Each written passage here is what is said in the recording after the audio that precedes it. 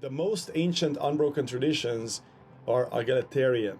Hunter-gatherers are egalitarian. That means if there's a 6-year-old, everyone is gonna think about the 6-year-old words as much as they think about the elder.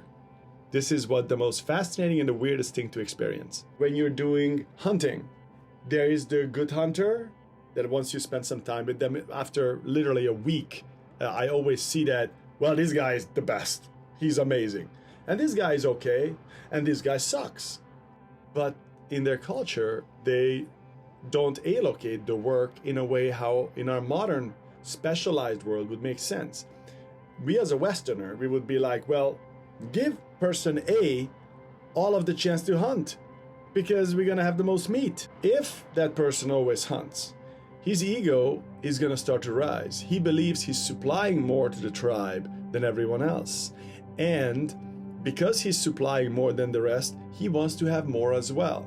And then suddenly, there are people who are more important and less important in the tribe. Get more attention and less attention. And then the separation starts to happen. And then there are animosities, jealousy. All that stuff starts to occur, which is actually not very comfortable to deal with. Now, in an egalitarian culture, everything is set up to keep that amazing balance between every individual. Because what is the bottom line? That balance, vitality, and happiness and joy is the name of the game. That is the way to live life. And anything that doesn't serve those ideas, you have to really make sure you have processes. Otherwise, it gets rough. Remember what teasing originated to do. Teasing is a quite human quality. No other species using teasing like we do. Because you tease someone, right? Now, teasing in our modern world is not very much understood. Indeed, teasing is used to push people down for their weaknesses. And this is why we have a very negative taste to it. But what it evolved for in an egalitarian hunter-gatherer society is that when you have something that could set you apart from others, they're gonna tease you about it.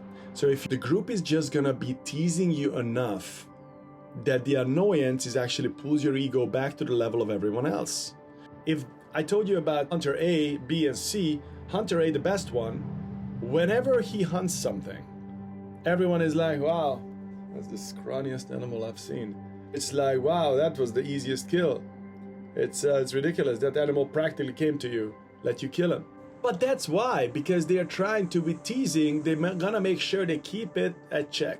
On the other hand, the weaker ones who are maybe not as good at this kind of stuff, there's a little bit more praising that happens. And everyone is using this to keep the balance in the tribe so everyone feels equal and no one is gonna mess with the joy, the happiness, vitality, the health.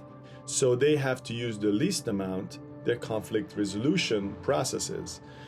All of these things are just essentially mastery of conflict resolution. Because here in our modern Western world, what happens is we are looking at conflict resolution just like the law does. You do something bad and you gotta suffer for it. And in our modern world, what happens if you rob someone? They put you to prison. You go to prison. Are the prisons set up to really rehabilitate a human being? I mean, it's a lovely idea, but statistically, this is not what happens. Our conflict resolution system, in my simple observation, is a complete disaster. It does not focus on what matters, which is problem was created, yes, by this individual. Created something that created an out of balance in our society, in the environment. The goal should be to create a balance. That should be the point. That is what traditional tribes have. Their conflict resolutions don't make sense when you're looking at it with a Western mindset until you're trying to really look at what does the tribe need. If a man kills another man in a tribe, that person will be instructed with their conflict resolution system in most tribes in a similar way, which is basically you have got to buckle down in front of the man's family and you need to supply them with everything that they would need for a long period of time.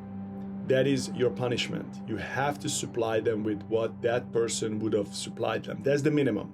And then you need to beg for their forgiveness. in some very traditional ways.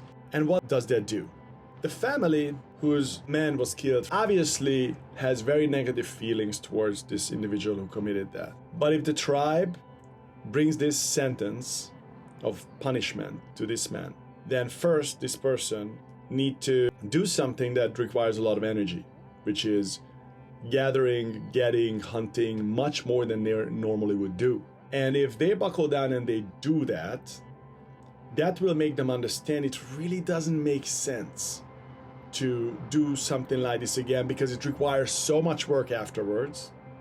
And while he's supplying the family, doesn't matter how much the family hates the person, but if that person is every single day bring you a tremendous amount of goods and food that you eat, you just cannot hate them as intensely.